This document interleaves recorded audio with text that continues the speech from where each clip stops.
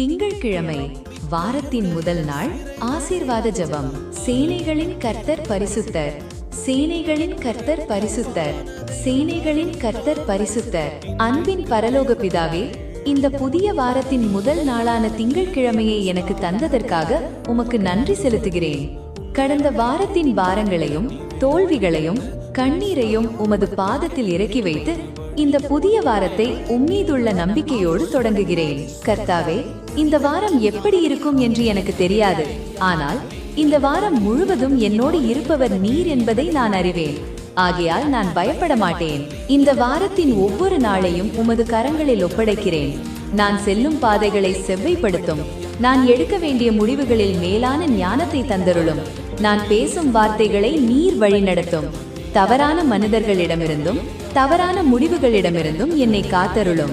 கர்த்தாவே, இந்த வாரம் என் வாழ்க்கையில் புதிய கதவுகள் திறக்கப்படும் வாரமாகவும் புதிய நல்வாய்ப்புகள் பிறக்கும் வாரமாகவும் நீண்ட நாட்களாக காத்திருந்த ஜெபங்களுக்கு பதில் கிடைக்கும் வாரமாகவும் அமையட்டும். என் குடும்பத்தை ஆசீர்வதியும். எங்கள் வீட்டில் உமது சமாதானம் நிலவட்டும்.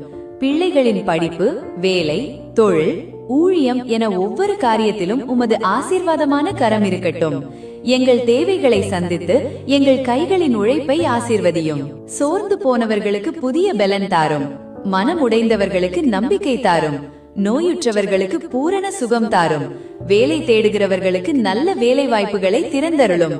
கண்ணீரோடு காத்திருக்கிறவர்களிடத்தில் உன் நேரம் என் கையில் இருக்கிறது, நான் உன்னை மறந்து விடவில்லை என்று உமது ஆறுதலின் வார்த்தைகளை அவர்களின் இருதயத்தில் பேசும். கர்த்தாவே, இந்த வாரம் முழுவதும் சகல தீமைகளிலிருந்தும் எங்களை பாதுகாத்தருளும். எங்கள் வீடு, குடும்பம், பயணம், வேலை, தொழில் மற்றும் ஊழியம் அனைத்தின் மீதும் உமது பாதுகாப்பான கரம் இருப்பதாக.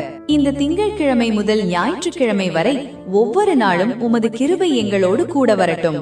இந்த வாரத்தின் முடிவில் கர்த்தர் என்னோடு இருந்தார், அவர் என்னை நடத்தினார், அவர் என்னை ஆசீர்வதித்தார் என்று சாட்சியாக சொல்லும் கிருபையை தந்தருளும்.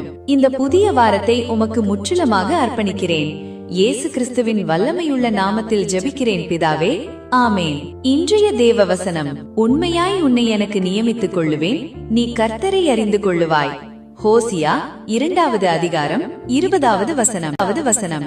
இயேசு கிறிஸ்துவின் அன்பை அறிந்து கொள்ள விரும்பினால் எங்களை தொடர்பு கொள்ளுங்கள். கர்த்தர் உங்களை ஆசீர்வதிப்பாராக.